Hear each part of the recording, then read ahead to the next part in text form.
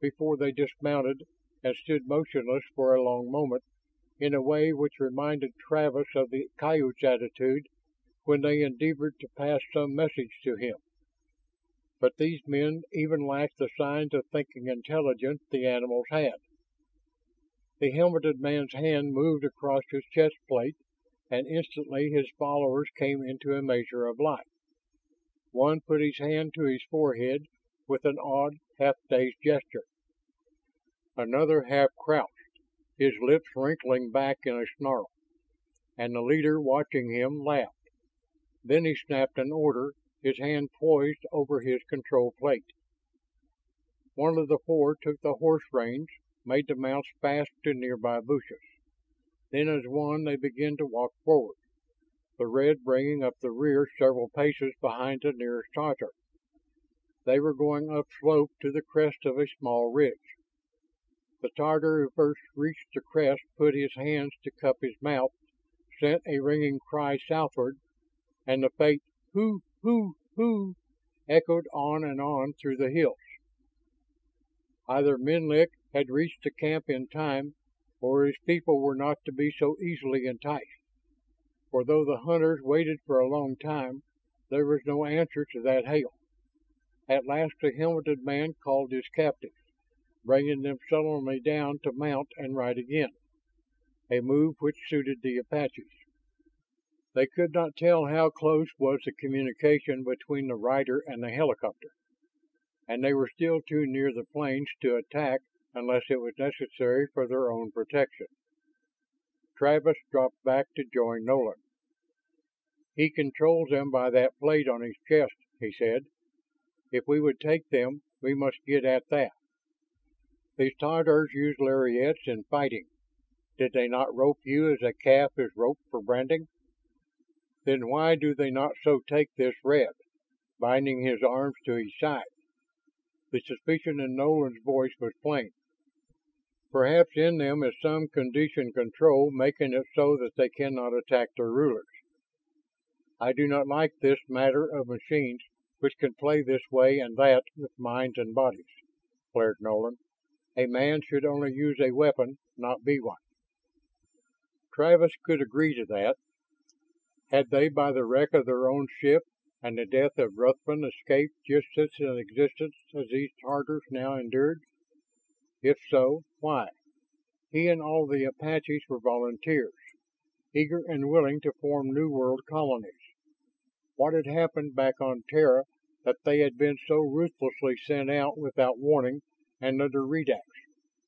Another small piece of that puzzle, or maybe the heart of the whole picture snapped into place.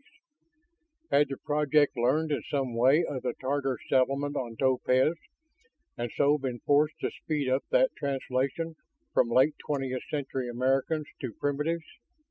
That would explain a lot. Travis returned abruptly to the matter now at hand as he saw a peak ahead. The party they were trailing was heading directly for the outlaw hideout. Travis hoped Menlik had warned them in time. There, that wall of cliff to his left must shelter the valley of the towers, though it was still miles ahead.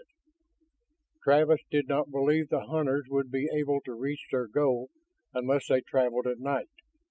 They might not know of the ape things which could menace the dark. But the enemy, whether he knew of such dangers or not, did not intend to press on. As the sun pulled away, leaving crevices and crannies shadow dark, the hunters stopped to make camp. The Apaches, after their custom on the war trail, gathered on the heights above. "This red seems to think that he shall find those he seeks sitting waiting for him, as if their feet were nipped tight in a trap," Tsoay remarked. "It is the happy of the Pindalico guy," Lupig added, "to stupid fool walking into the arms of a she bear with a belief they are greater than all others. Yet this one is a cub," he chuckled. "A man with a rifle does not fear a man armed only with a stick," Travis cut in quickly. "This one is armed with a weapon which he has good reason to believe makes him invulnerable to attack. If he rests tonight, he probably leaves his machine on guard." "At least we are sure of one thing. Nolan said in half agreement. "This one does not suspect that there are any in these hills save those he can master. And his machine does not work against us. Thus at dawn," he made a swift gesture, and they smiled in concert.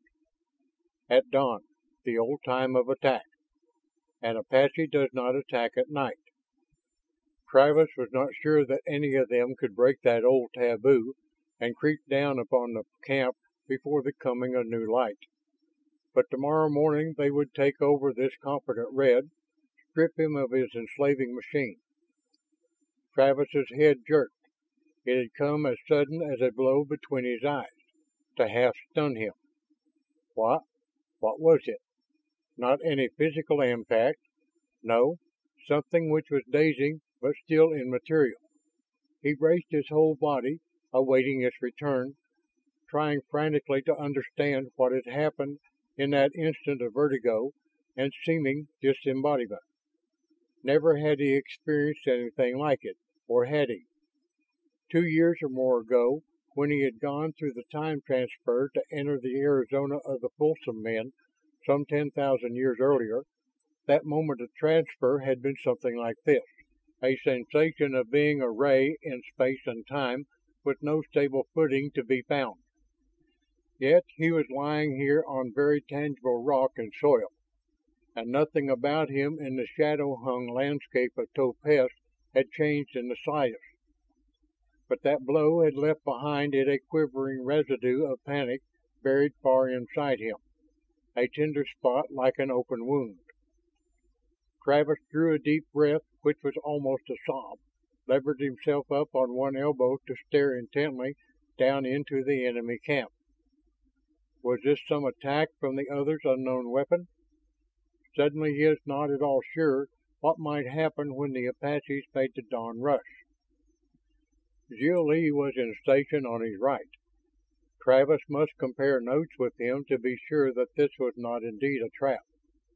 Better to retreat now than to be taken like fish in a net. He crept out of his place, gave the chittering signal call of the fluffball, and heard Jill-Lee's answer in a cleverly mimicked thrill of a night insect. "Did you feel something just now, in your head?" Travis found it difficult to put that sensation into words. "Not so, but you did?" He had, of course, he had.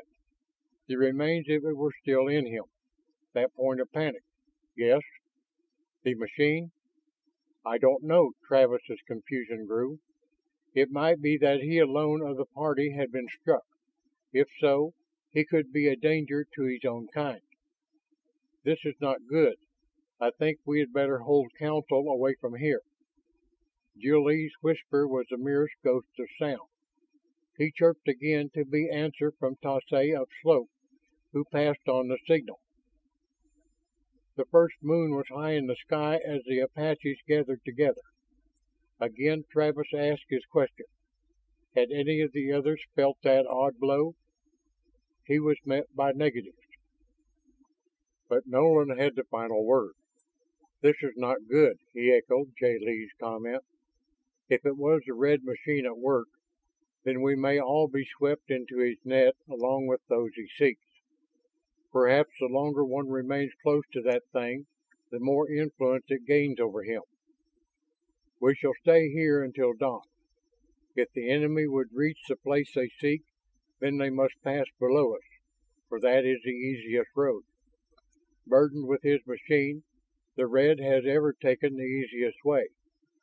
So we shall see if he also has a defense against these when they come without warning." He touched the arrows in his quiver. To kill from ambush meant that they might never learn the secret of the machine, but after his experience, Travis was willing to admit that Nolan's caution was the wise way. Travis wanted no part of a second attack like that which had shaken him so, and Nolan had not ordered a general retreat. It must be in the war chief's thoughts, as it was in Travis's, that if the machine could have an influence over Apaches, it must cease to function. They set their ambush with the age-old skill the Redax had grafted into their memories. Then there was nothing to do but wait. It was an hour